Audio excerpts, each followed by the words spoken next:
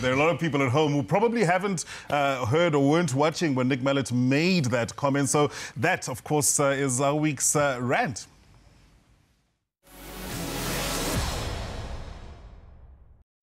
Our ball skills in South Africa really need a tremendous amount of work. And if I can only make an appeal to schoolboy coaches to please teach guys evasive skills, the ability to time a pass, to straighten, to create space on the outside, to run at a gap, to hit and spin, to try and offload if you're still on your feet, to try and get continuity without getting to a breakdown and without kicking an up and under. And, you know, tragically, after watching this game, it's no surprise to me that Heineke Meyer decides to play with the Springboks a very limited game plan.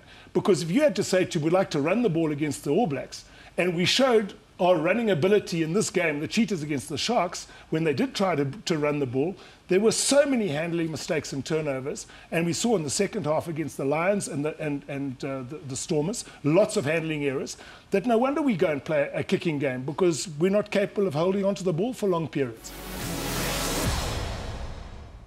Well, that was the comment that spurned the chat. So now you know what we're on about. And in fact, we've got a couple of examples of exactly what it was the guys are talking about. It gets incredibly frustrating sometimes to watch two teams that might really want to spread the ball and entertain the crowds. But you sort of get the sense that it's not necessarily within them. It's not a natural game plan. Well, we got to think of where they're coming from. We grew up as youngsters playing touch rugby on the beach. All the guys coming through that same setup. I was at this game, sitting as a spectator watching, and you know, it was like anticlimactic. I was so excited to go sit in Kings Park Stadium, which is a fantastic rugby stadium, but there was no energy on the field.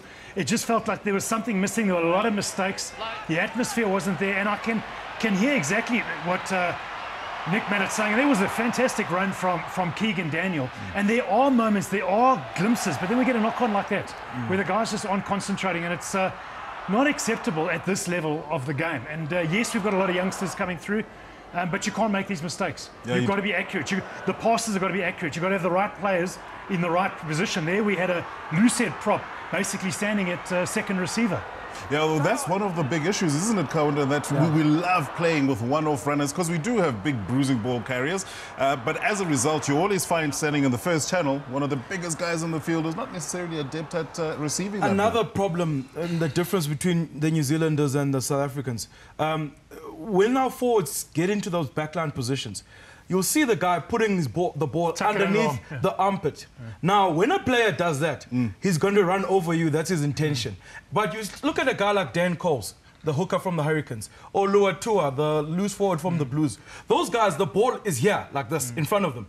Now, they've got options. They can play. They can still tuck it just before making the contact. And also, they have the option of offloading. Now, if you're going to do that and then bang it up the whole time, and some of these players are known to be the best in the world, but they are predictable players, and you can read into exactly what they're doing. So if you are physically able to match them, like a Messam can match us a lot of times, then we're in trouble.